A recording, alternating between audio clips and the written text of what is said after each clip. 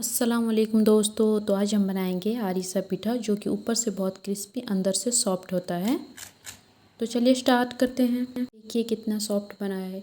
हम 4 step follow करेंगे इसको बनाने के लिए आरिसा पीठा को। तो हमने 1.5 किलो चावल को भिगो कर रखा था 15 घंटे तक, और अब हम इसको अच्छी तरह से ड्रेन कर लेंगे पानी को और एक कॉटन के कपड़े में सुखा लेंगे। चावल भी बिल्कुल टूटना चाहिए, इस तरह आपको भिगो कर रखना है इतनी देर तक, कम से कम 15 घंटा तो आपको रखना है। अब हम दूसरी स्टेप में चावल को अच्छी तरह से ग्राइंडिंग जार में पेस्ट बना लेंगे। इसका अंदर से जो इसके दाने दाने ऊपर रह जाते हैं और पाउडर नीचे आ जाते हैं, इस तरह आपको बनाना है।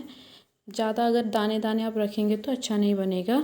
तो इसको बनाने के लिए हमने यहाँ पे लिया है 1.5 किलो चावल के लिए हमने लिया है 600 ग्राम चीनी और नारियल और इलायची, शक्कर है 300 ग्राम और सौंफ। सबको हम आटे में मिला लेंगे, अच्छी तरह से इसको मिक्स कर लेंगे। आप चाहें तो चीनी जब मेल्ट हुए तब भी डाल सकते हैं, लेकिन हमने यहाँ पे मिला लिया है। अब हमने यहाँ पे लिया है दूध, उसमें हमने 600 ग्राम जो चीनी लिया था उसको हम डाल लेंगे, अच्छी तरह से मेल्ट करना है। और हमने जो लिया था गुड़ 300 ग्राम, उसको भी डालकर इसको अच्छी तरह से मीडियम फ्लेम में मिलाएंगे।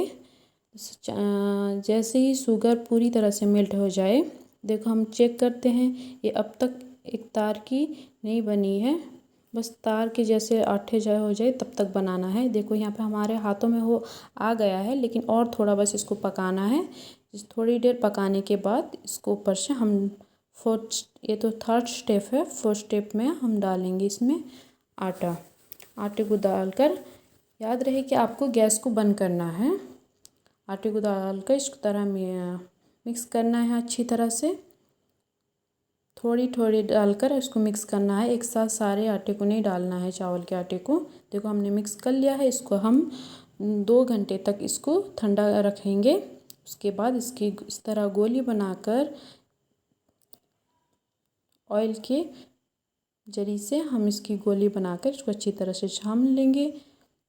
देखो कितना अच्छा हमारा बना है आरिसा पीठा, और बहुत ही टेस्टी बनता है। आप चाहें तो ओनली चीनी का भी इस्तेमाल कर सकते हैं या गुड़ का भी इस्तेमाल कर सकते हैं, हमने दोनों मिलाकर इस्तेमाल किया है। देखो कितना अच्छा बना है। आप अपने घर में ट्राई कीजिए और हमें बताइए कि कैसे बना है आपका आरिसा।